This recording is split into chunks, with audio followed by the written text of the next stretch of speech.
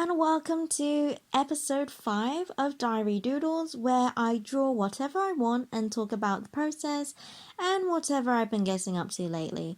Let's get into it. Hiya, so in this video I drew an original mini car, or after quickly googling it, it is apparently called the Morris Mini Minor. Guess they were a sucker for alliterations even back then. Me and my dad had spotted this mini car that was parked on the streets that we usually took on our walks when it wasn't bitterly cold, and it didn't seem to be moved for quite some time, but I've always liked cute small things and this mini car was one of them. So I decided to take a picture of it and draw it. I have never really drawn a car before, other than in those typical children drawings of cars where it's a semicircle or an angular shape with two wheels drawn below it, and so I thought I'd give it a go. If you have seen episode 3 of Diary Doodles where I drew shoes, it was the same artist that inspired me to draw cars, as it is one of the many things they are amazingly good at drawing. I liked how natural it felt to be drawing a car. Drawing the body of the car, I'm not sure if that's a technical word for it, but we're just going to run with it. The body of the car was the easiest part, mapping out the general shape of the car and how large it would be on the page. Oh, sorry, a little sidetrack here, but I really like this nail varnish that I am wearing in this video. My parents got it for me as one of my birthday presents, and I love it so much. It is matte, which means it doesn't dry with a glossy surface like most nail varnishes. I don't have many green nail varnishes or green clothes, but I like this green. It's very flattering and pretty to look at. It dries quite a lot darker than the colour you see from the bottle, so bear that in mind if you are getting a matte nail polish for the first time. Anyways, I think I've sidetracked quite a bit, so I'll leave this kind of talk for the later part of the Diary Doodles episode, as per usual. Okay, so where were we? Oh yeah, we were talking about the sketch. So, I marked out the main shape, I outlined where the different features of the cars were. I normally use the wheels to help me to keep things in proportion, as well as the headlights with the front window. Again, I'm not sure if this is called the front window, even though I think that makes the most sense. I've briefly googled structure or feature of a car, since I know absolutely nothing about cars, and it goes into stuff like suspension, shock absorber, arm control, which is all good and all, and oh wait, I found it. It's called a windscreen, which also makes sense, I guess. Anyways, my half-asleep brain completely forgot what it was called. Anyways, this episode is all over the place, so since I outlined everything in pencil, making sure things were in proportion, I then outlined it with a fine liner. And then I was ready to do the shading, which is always the fun part. I like to start with drawing vertical lines on all the shaded parts, or at least the parts that I wanted to shade in, and then I start the second layer of vertical lines, but at a different angle to cross hatch with the first layer. And I repeat this to make the shadows darker by just alternating the angle of the vertical lines to cover more of the page with ink to then make it darker. The hardest part of drawing cars for me was anything that was round. So the wheels, the headlights, the steering wheel, and because it's hard to draw them in the right perspective since they aren't perfect circles, and so you have to squish it slightly to make it look right. The tires and the wheels were the most difficult. My tires didn't really have the shape of a tire. It looks like a lopsided pudgy tire, but I like it anyways. Maybe it was the way I shaded it, or it was not perfectly round, but all in all, it was really fun to draw this car, and you'll see eventually in the future Diary Doodle episodes that I draw a couple more cars. I'll probably draw one this weekend or next. We'll see. You may notice at the end of this video that I write the date I completed this drawing, which was late September, so it's been quite a while, and I would love to revisit drawing cars. If you have any suggestions of cars that you'd like me to draw, you can always just pop them in the comments. On that note, if you like this video and this Diary Doodles episodes, also let me know in the comments, and subscribe to see more and new painting and drawing now related videos every Saturday.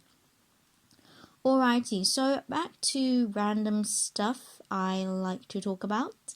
So at the moment I am in my final year of uni, woohoo, and it's pretty exciting. Still busy as always, but at least I'm researching and writing about what I am interested in. At the moment, I am in the process of reading and planning to write my literature review and have begun interviewing people, which is scary but interesting. I'm very fortunate that people are willing to give up their time to talk to me and help me out, which they really didn't have to, but very thankful for. I've been advised to do 4 to 6 interviews, which is a lot less than I thought it would be. But now that I have begun to interview people and thinking about the time that I have left to write this dissertation, it really does make a lot of sense. I have 2 other modules alongside my dissertation, and one of them I have to get a work placement, which is very challenging to do with the climate and all that we are in, with organizations having to cut back and people are cautious of their safety. And so it's even difficult to get volunteering jobs with my uni requirements, but it's still early stages, so I hope that I'll be able to find one in the end. Here's hoping, and if I do, I'm going to be ecstatic because I've really craved having practical, experiential education. Right, moving on. Recently, my dad got me a succulent, which I love. We got it spontaneously when we went to IKEA. I'm notoriously known for many things in my immediate family, and one of those things is that I'm a plant. How do I put this in YouTube friendly terms? I've permanently destroyed almost every plant I have owned. I've sadly lost many plants. I've had an orchid which sadly passed when I gave it way too much water. And then I had a cactus which was, well, it went because I drowned it. My excuse for this is that I was young and I thought it was very thirsty. I also had a Christmas plant, which I thought had seen its last day in the winter, but it resurrected again. And then it actually did see its last day when we went on holiday and completely neglected it. I currently have what I believe to be a sycamore tree, which might be on the brink of losing its life forever. I'm not entirely sure. Its leaves have terrible fungus and are shriveling up and falling one by one. But I am also noticing new growth, so I'm undecided. But I will continue to look after it. Not that I think it would do much good anyways, but I am still hoping.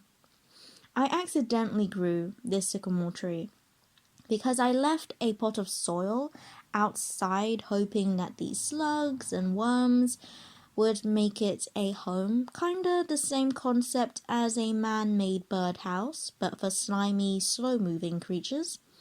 And in the spring, I noticed healthy sprouts growing. I was really happy, as they had grown far better than any plant I had grown from a seed by myself, which should come to no surprise if you have been paying any attention to the last couple of minutes up to this point. And so I managed to keep it going strong and healthy for months. Then I decided to put it outside in the open, which meant that it was getting pounded by the hot summer sun. And then, as you'd expect from typical London weather, we also got heavy downpour of rain. And my sycamore tree, which I named Benny, suffered a lot from this dramatic weather.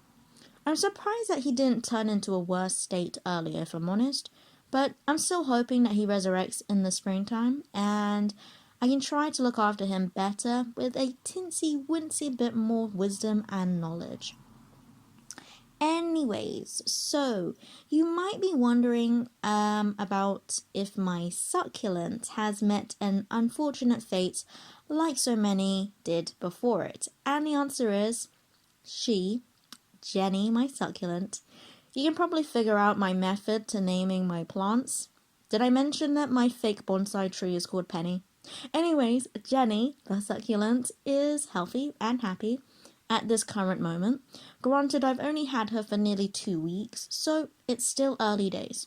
But actually, in a little bit more of a serious tone, I am actually trying with my sycamore tree and succulent.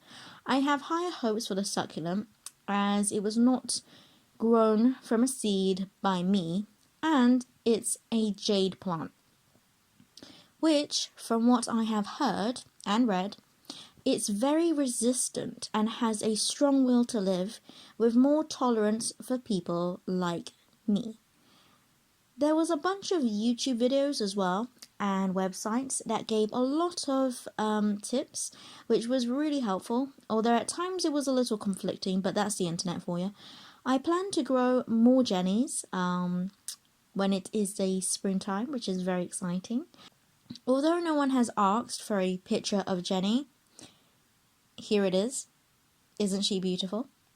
If all goes well, I might even show another picture of her when she's a bit grown, which might be 6 months, because she's meant to be a slow-growing plant. I'm not going to show a picture of Benny unless he lives to see another 6 months. Then I can show you how he powered on and survived in the likes of me, and we can all hear his TED Talk.